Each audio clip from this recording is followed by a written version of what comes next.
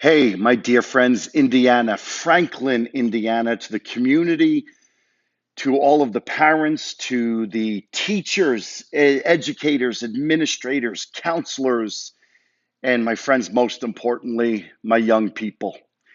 My name is Jeff Yalden, and you're about to hear a lot from me over the next couple of days. I'm out here in Oklahoma right now, finishing up a youth conference, and then I'm dealing with the hurricane.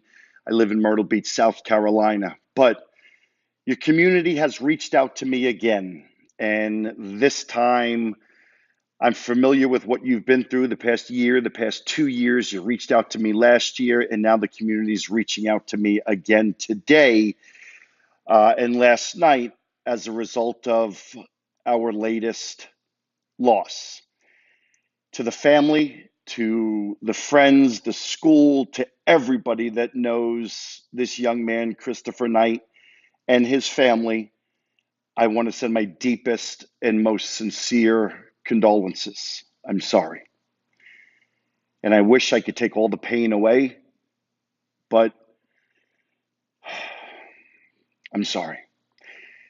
So listen, it's real early to be sending any message, and I'm real busy right now getting ready for this conference, but I wanted to send you some words of support and encouragement. I think right now, the important thing is as we go through the first phase of denial or blame and anger and what are you doing? I want to encourage each and every one of you to breathe. I want you to just breathe right now. I want you to process this together. I think processing this, especially if you're young alone, is a very difficult thing when we have our own emotions and we don't really understand. I also want to say, listen, this is hard on everybody. This is hard on our teachers. This is hard on our band director, on our band students. This is incredibly hard on the family. This is hard on everybody. Let's not spread any rumors because nobody knows the truth. And I will tell you this, suicide very rarely comes down to one thing. Bullying, family problems, this or that can certainly be the straw that breaks the camel's back. But I'll tell you something, 90% of the time it comes down to depression, mental illness. And if we break that down, it comes down to communication skills, coping skills, problem solving skills, self esteem. So we can't take back the past couple days. We can't bring Christopher back. I'm sorry. I do not want to be insensitive. But here we are together. I think the best place for all of us to be is in school with our trusted teachers, with our trusted administration. And I'm going to tell you this, you might not like how the school and the administration is handling this, but you also have to understand, please, no administrator is ever given a certificate on how to deal with the loss of one of our kids or teachers. And so with the research, it says, listen, let's go about normal routine. That's the safe thing.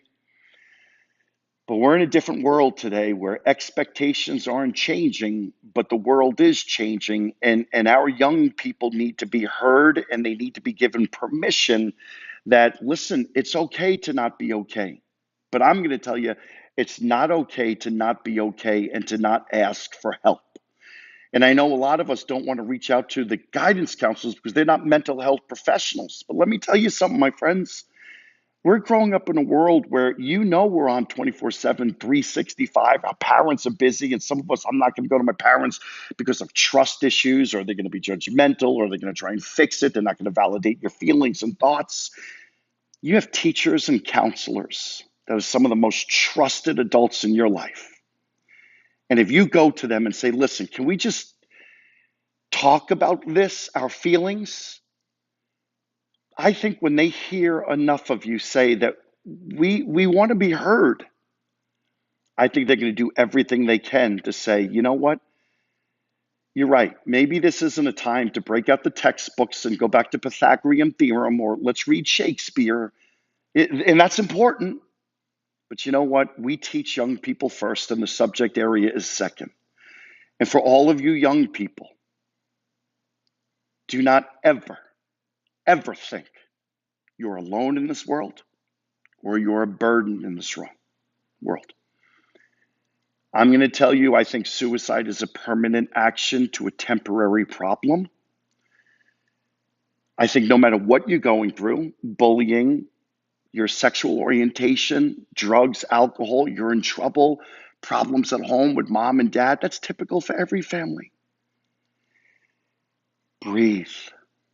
It's going to be okay. And I want to say one last thing. My friends, all of you, this is hard on everyone again, I'm sorry. But I want to invite you that if you see something, say something. If you know something, do something. And you're like, well, Jeff, how am I supposed to know? My friends, if you even suspect that one of your friends is hurting or not thinking clearly, say something. Say something to them. Ask them if they are okay. Are you okay? Can I do anything? Sometimes it's a kind gesture, a hug. It's a tap on the back that I'm here for you. Non-judgmental. I want to listen to your heart. What can I do? How can I support you?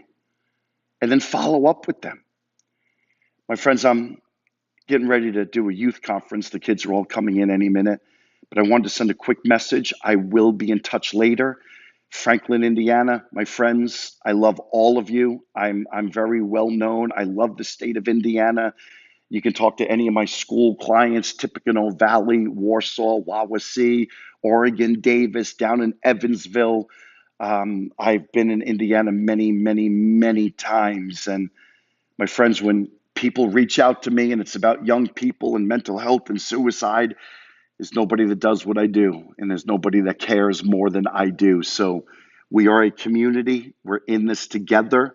Let's stop the rumors. Let's be present with each other and know that I'm here to do whatever I can for each and every one of you. Love you all. Bye-bye.